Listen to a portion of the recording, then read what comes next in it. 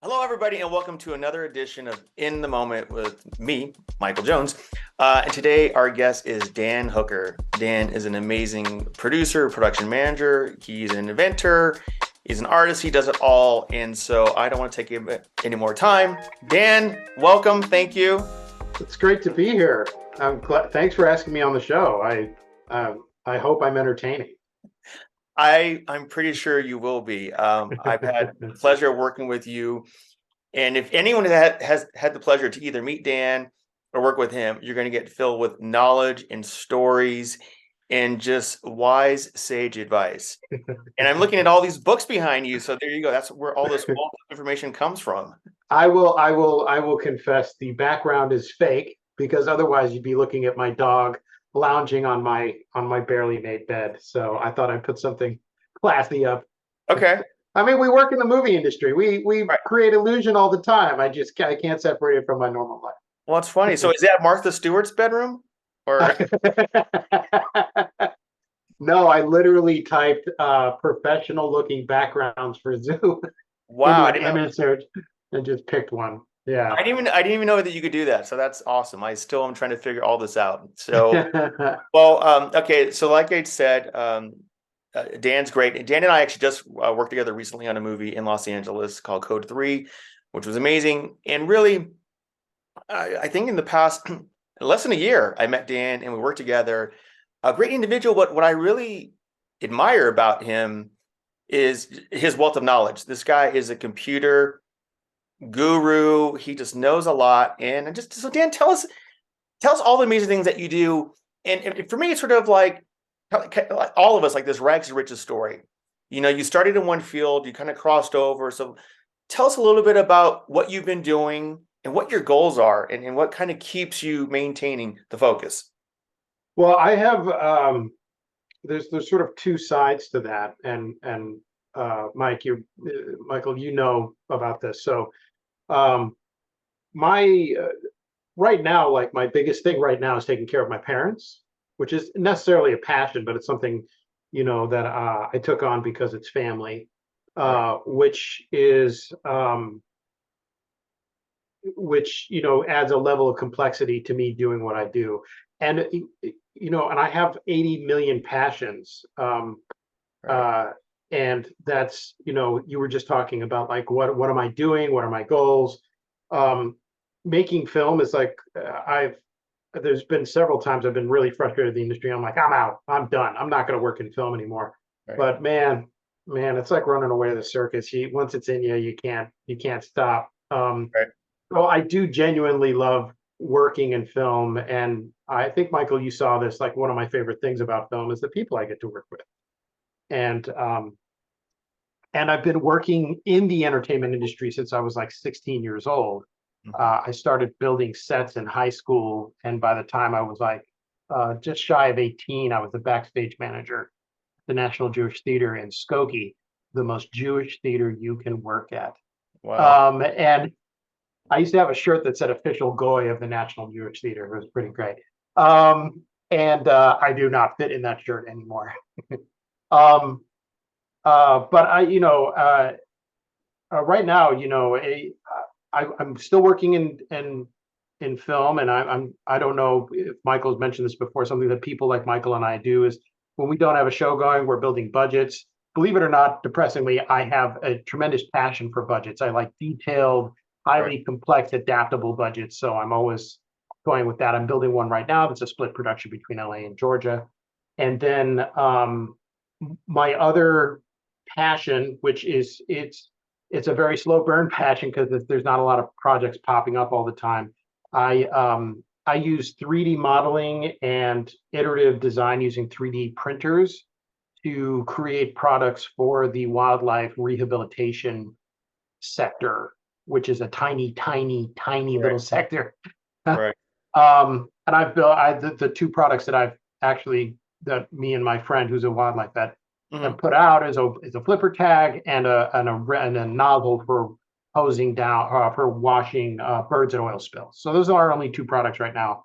And he's always trying to find like new things we might be able to improve on or make easily for other people. Right. Um, After that is Dungeons and Dragons. I absolutely, well, role-playing games, really. I'm not currently playing a Dungeons and Dragons campaign. Right. And that leads into my 3D printers again, because like here, hold on, I have to be able to see myself to do this. Like here, I just made this octopus, Beautiful. which I didn't make. I just downloaded the model, but this is like the second thing I ever printed on my FLS printer, on one of my 3D printers. I was very excited about it. Now, what's that material? Is that a plastic resin or is this a metal? How does that work? No. This is like a kissing cousin to epoxy, kind of, except instead of using a chemical, combining two things to make it, it uses ultraviolet light. So if the stuff this is made out of, if I just poured it like into a cup and showed it to you, well, these lights probably have a little UV in it, it would just slosh around. But if we walked outside and I put it in the sun for 5 minutes, it would turn into a hard cube of plastic. So, and then the other stuff there, I years ago I had to, a friend of mine just took me to town, and he called me an autodidact, which is someone who has a passion for learning, and I've embraced that since. I do genuinely love learning. Like, I'm always watching a YouTube video. I'm trying to learn Blender. I taught myself Fusion 360, which is an advanced engineering 3D modeling program. I love computers. I love technology.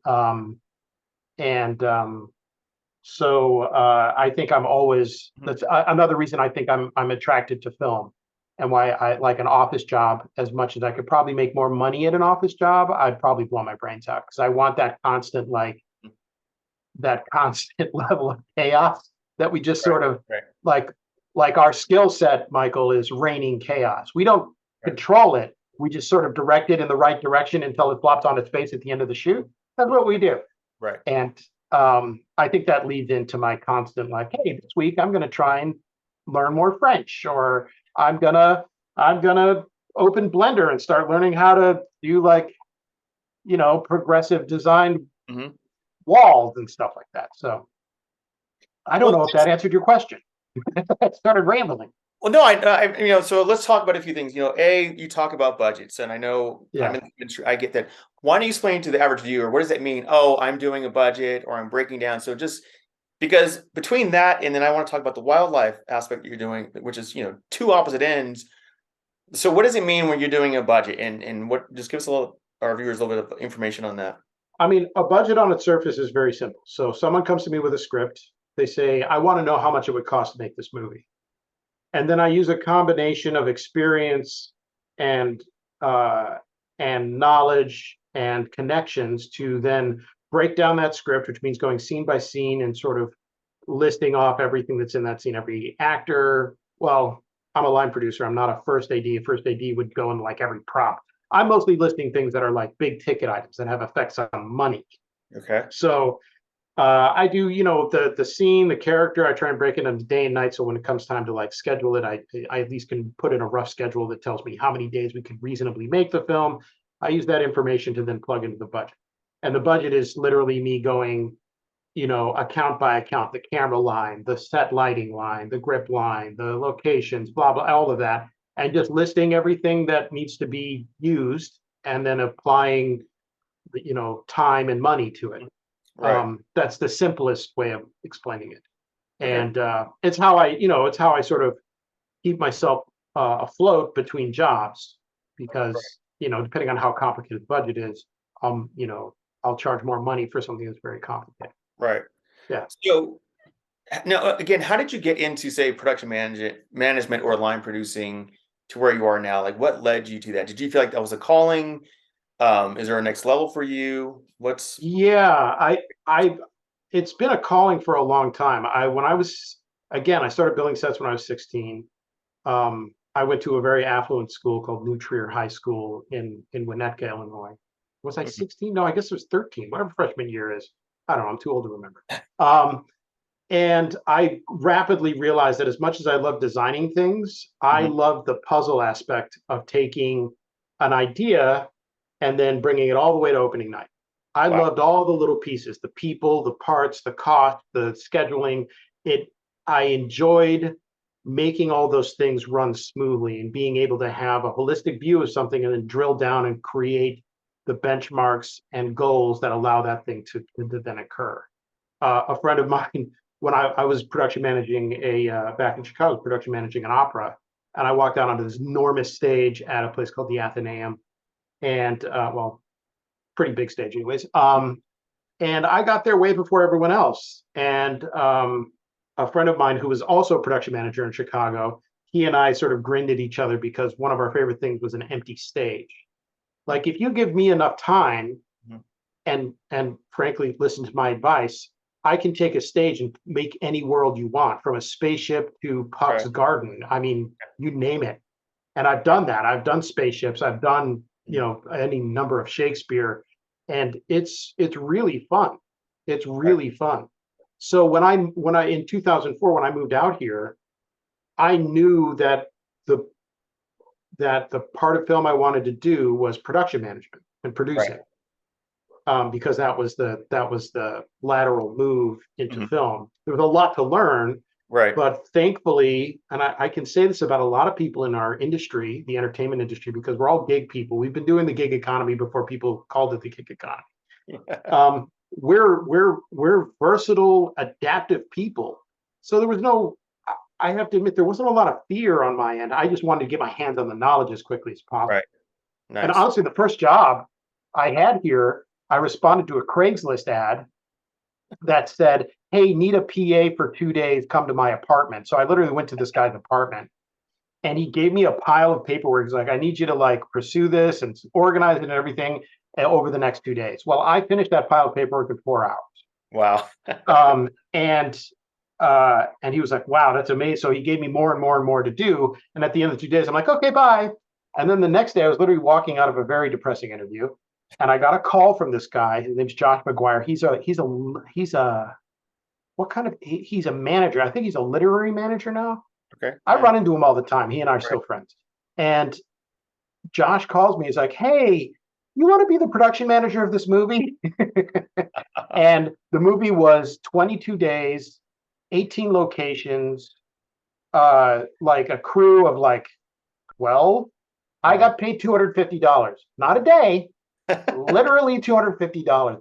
And Jonesy, you know this from the past. We made a super 16 millimeter movie Wow. for $60,000, or That's I amazing. think, yeah, $65,000. And Wow. that movie had Leighton Meester in it, and it had Nick D'Angelo in it. Oh my So gosh. like two like future movie stars Yeah. were Yeah. in that. It was pretty fun. See, that's the great thing. You never know, like the smaller movies, they lead to something. And again, Yeah. actors that look at where they are now. It's amazing. And sometimes we take these projects and we don't know. And that's what I loved about being kind of a newbie. Same thing, moving to LA. I'm like, I don't know. And you just take it. And that $250 seems like $1 million at the time. Like, Oh oh my yeah. gosh, that's fantastic. And you don't mind putting in the 20-hour days and all of that because yeah, you're a part of something. And I Yeah. think that's the skill set, at least for knowing your background in mind. Like we were very much we came up through the ranks before there was a lot of the phones. We still had pagers for a lot of the programs. We used to kind of learn the old school way. You put in the hard work and the effort. And for me, like I tell people, I kind of did every position and I figured out what I liked and what I didn't like to where we are now. And I think that's what's great. And for you to have like the theater background, the small films, the bigger films, again, it's this. I always say that's the film school because that's how it was for me, Oh doing yeah. different components. I did 2 semesters at Columbia College Chicago Mhm. before I moved out here, and I ended up being the location manager for a sort of half senior thesis, half actual indie film. And this lovely person was teaching. There was only one there's only one production course in the whole school. It's like production management, and that's it. That's all they taught. That was it. Right. And I have to tell you, I don't know if she's I'm not going to name her because I think I don't think she's still making movies. Anyways, Right. she 80% of what she told me in that class was completely wrong. Yeah. And but I mean, I love what you said because when I have when I run into young people, especially PAs on set, who are like, "Hey, should I go to film school?" I'm Right. like, "Okay, well, what are you trying to do? Do you want to be like, do you like being a prop? Do you like working in props? Do not go to film school. Right. Go talk to the prop master right fucking now. Exactly. You want to be a DP or director? Maybe film school is for you. Not because you're still going to learn more just making the movies, but if you have the alumni roster of, say, a USC or AFI or UCLA or Right. Tisch or any of those, you're going to that's where that advantage is. But for like you Right. and I mean, the only way to learn this literally there's no film school that's like line producing track. It doesn't exist. Right. Nada. No, it doesn't. I think you have to have that experience and just be thrown out into the field. Yeah. And like I did not go to film school, and I think, yeah, I can sit and watch Spike Lee movies at home and watch the DVD commentaries. I'm do the same thing, watch theories and this and that's beautiful. That's great. But I think it's just about really getting out there. And also too, in film school, getting the opportunity, are you going to be part of a crew and getting to do what you want to do? Or are there so many people and you're fighting for that spot? I don't know. And I'm not dismissing it. I'm just saying there are other avenues now. And I think that's great to where we are because, I was on a panel recently and everyone says the iPhone's your new camera. So there's no more excuses. You can literally go out there and shoot and test and play and see what you like. Maybe not be a director, but again, you can at least, set shots and scope or understand. And I tell people, when I was coming up, DVDs had just come out and I would listen and watch every commentary. And oh, that's awesome. That's awesome. And even though I don't want to be a director, I was still learning what it meant, camera angles or shots or this or that, or what goes into, production. And I think that's a great attribute for anyone. You just have to, no matter what it is, just get out there and do it. Because you can read books, finance, banking, construction, whatever. Just you have to go out there and actually do it and put in the work and then start saying, oh, I like this or I don't like that. And, everyone just has this self expectation like, oh, I just get through day one. I'm going to be a producer day one. Like, no, you actually have to put in the work and understand. And, like I was on a panel the other day and a college student asked me a question. And I said, listen, I'm grateful for where I'm now in my age because now I know I'm a lot wiser. I wasn't ready for a lot of things back then. Yeah. I didn't know. And so I had to get to the point like, oh, now I understand that. So there's not this idea like, oh, all of a sudden you're just, it's Svengali and you just get them. And like there's certain people, yes. But for the most part, it takes time and put in the work. And that's all. I think the other thing that one of the reasons why I think line producing and production management would be a hard thing to like learn in a classroom setting, because you and I ran into this on Code 3. Like one of our biggest skills, 50% of our job is the fact that we are inflappable. Right. Like when you walk up to us and like, hey, Dan, listen, the ambulance hit the building and half the wall crumbled. We're like, okay, is everyone okay? Right. Let's start the insurance process. How does this affect the schedule? Call the first AD immediate, Yeah. And it's like, for all of that, like searching of knowledge, the best skill you could possibly have in production is the ability to simply adapt very quickly to whatever's happening. Yeah. I mean, it happens on every show, and every show is different. And for all the teaching I could possibly do, and I've heard you say this as well, I learned something new on every freaking show. Right. I mean, we ran into like, talk about knowledge. Here's a basic one. On Code 3, halfway through, a new contract kicked in for IATSE to change all the rates. Exactly. And then everyone was all over the place. They gave us those price breaks on the tiers and they like overlapping at one point. We're like, wait, there's no border. How do we know when we go from B to A? Yeah.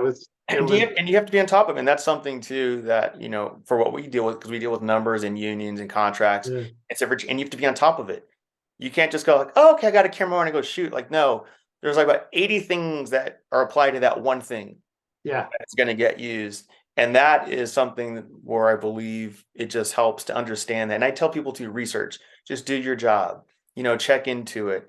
Those are things that are going to, I think, help sustain you in any career, not just the movie business, but in anything really because everything is changing so fast. And don't just be stagnant, just like, oh, it's like I did an interview yesterday with someone.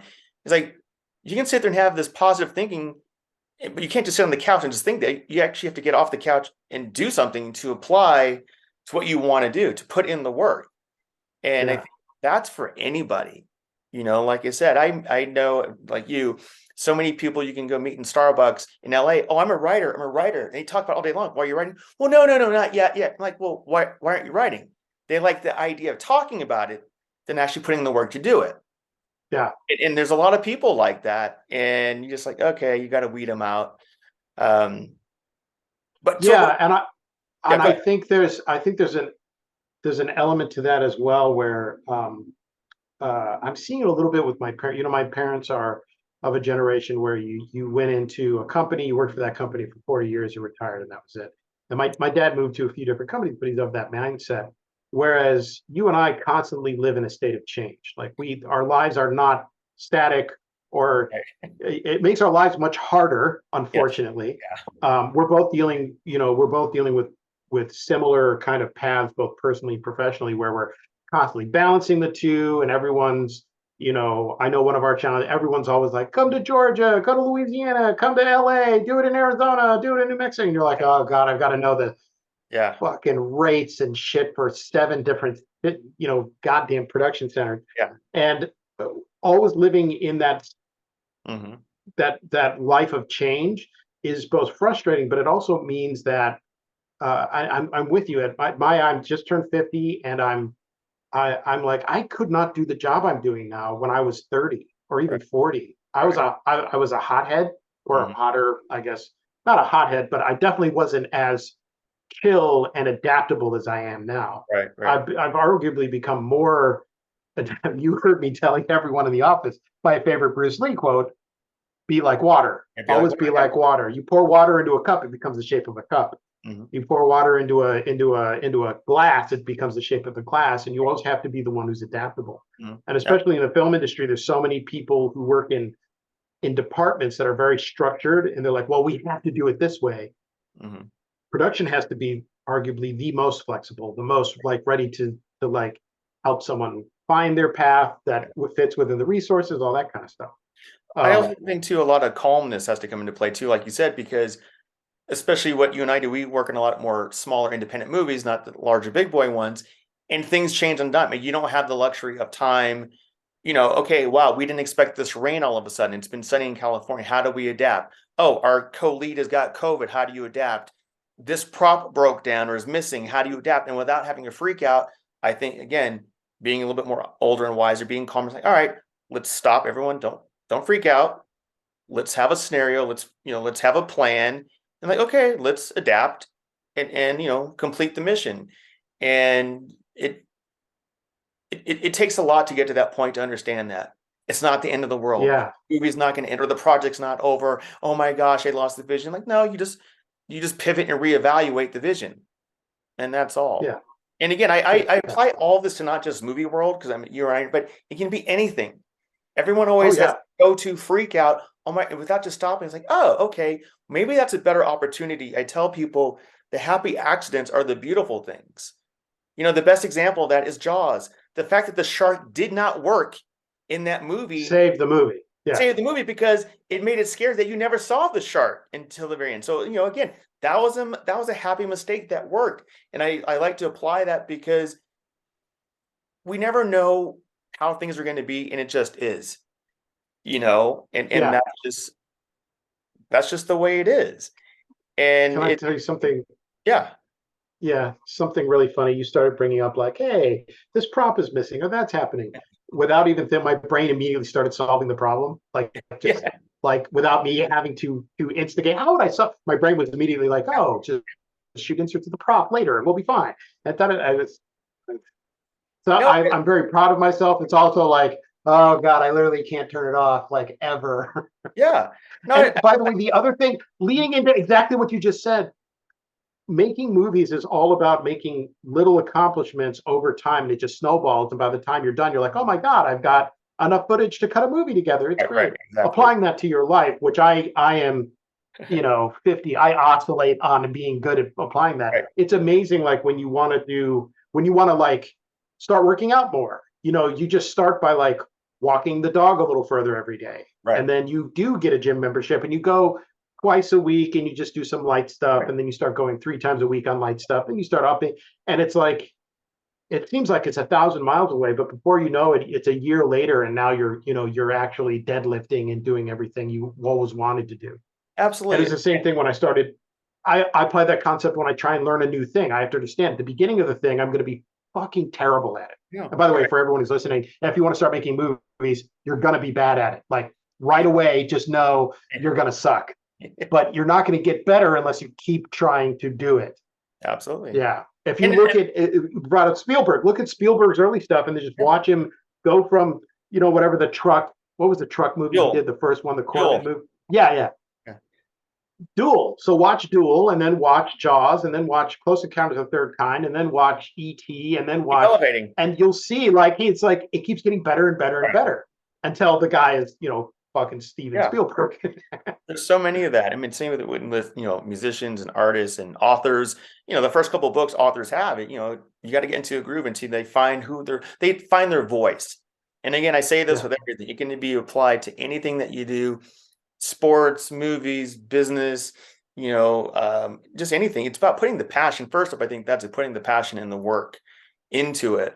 Now, I want to segue real quick because I find it interesting that you're this inventor of this wildlife type thing that helps animals. So can you tell our viewers a little bit about that? Because I think it's fascinating because it's so different than the world.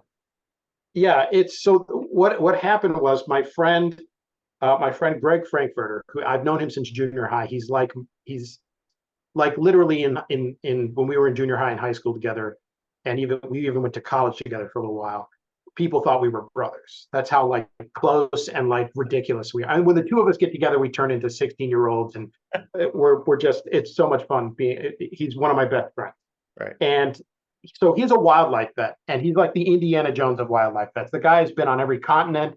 He spent time in Antarctica. He stayed in a cabin on the Arctic shelf during a whiteout for like 2 days. Oh my It's God. insane. Like the things he does is insane. Like he went on a boat to like, you see Alaska and you see those islands, they go, there's one little island at the end. Yeah, he's been there. And it's crazy. So one of the things that drove Greg up a wall, because he's super cheap, like he's the cheapest guy I know, was he would go and they'd be like, okay, we're going to use this piece of equipment. And he's writing the grants. And he's like, well, how much does that piece of equipment cost? And they tell him, he's like, God, it's got to be cheaper to make that. Come on.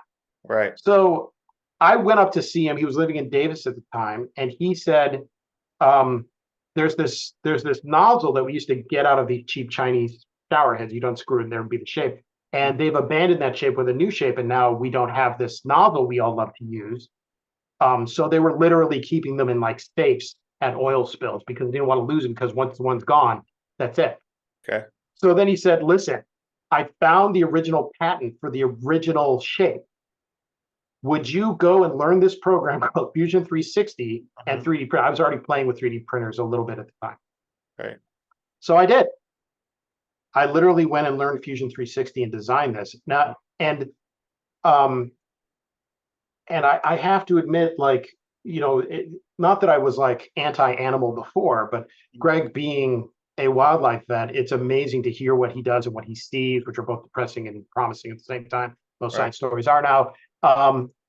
So I designed that, and I have to admit that really, when I started designing it and applying sort of my brain and my knowledge, I told you operas, but I was production managers in theater, often help build the sets and I get drawings, I have to redo them for engineering to make sure they're safe and put the weight and do the things that the set designer wants to do.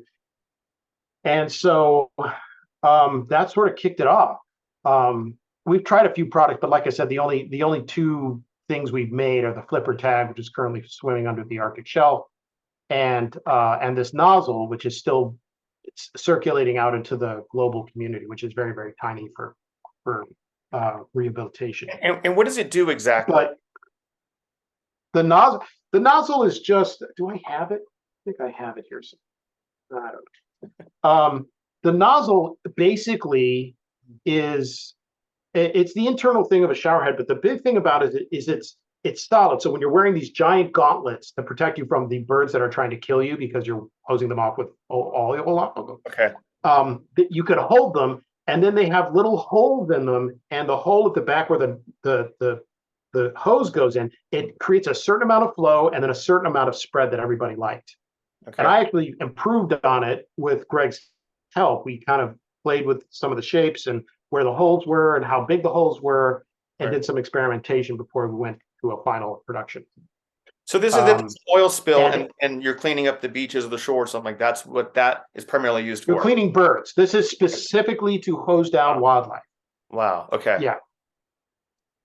So, and I mean, it's definitely a passion project because even when we finally got a nozzle that we liked, Greg went and did some research, got a 3D, like an industrial 3D printer called a multi-jet printer, which printed it in glass filled nylon. Right. When we did that, I think we made like 50 of them, and I don't know how much we sold them for. So we made a little money, but not much. Greg and I Right. are the worst because the two of us are we're more we find satisfaction from making a thing and having it used for the thing we designed it for and doing it well. The Nice. money is almost like not that it's like second to that. Right. Right. So we're not good at making money. At Wildlife Technology Group is a not-for-profit, which is a very good name for what it does because it does Right. not generate profit. And the flipper tags, the only reason I have the printer that printed the super detailed octopus is because we had to do like the scientific team was already in Antarctica, and they were trying to use the tags we originally designed for them to tag pregnant Weddell seals. Oh my God. Well, the Weddell sealed mamas, their flippers were much thicker than the other flippers. And like, the tags don't work. What are we going to? So they were desperate for like a new tag. So I created a new tag that was thick enough to go on their thing. And because of shipping and everything else, and that they had a lot of money from a grant, I think, we ended up with a bunch of money. And Greg called me and said, hey, Right. I can either pay you cash, which is going to be 1099 income, which is a pain in the ass in California, or I can just buy a brand new super high-end SLS printer and give it to you, and it's for wildlife rehabilitation. Nice. So that's how I ended up with my second 3D printer. That's great. Well, I mean, again, these are the small, subtle things that we just kind of take for granted.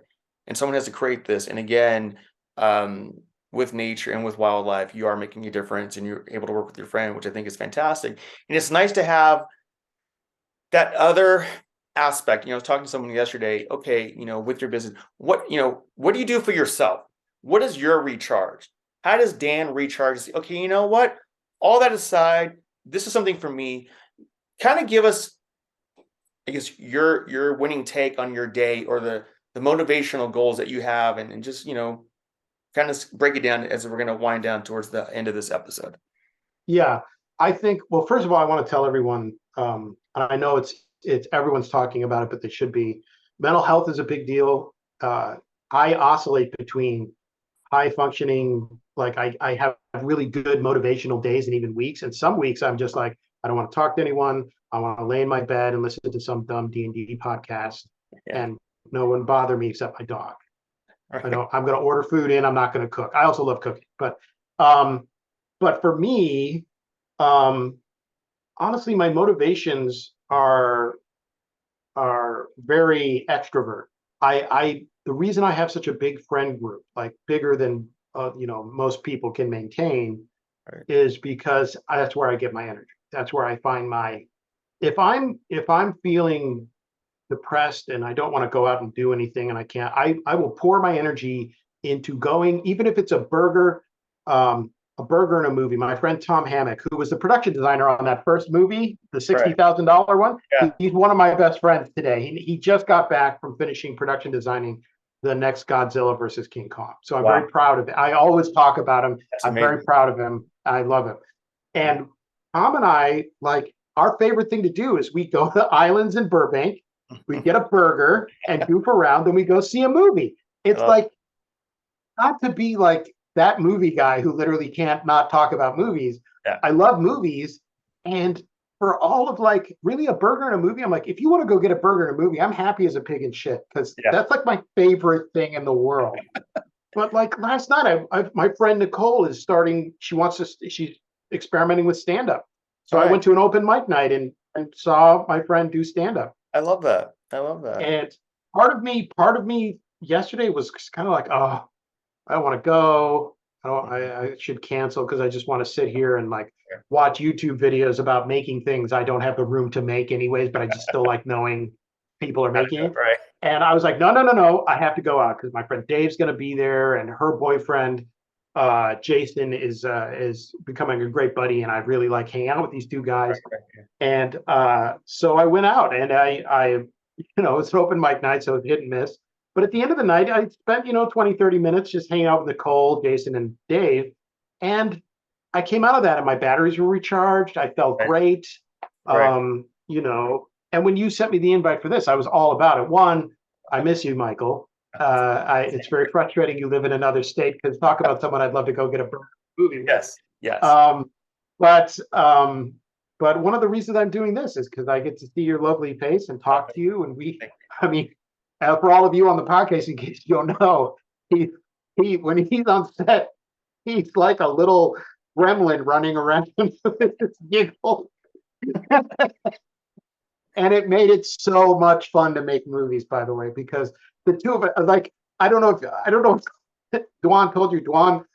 So we have a mutual friend, Dwan Fox, who's also another production manager and line producer. Yeah. We all three of us do pretty much the same job.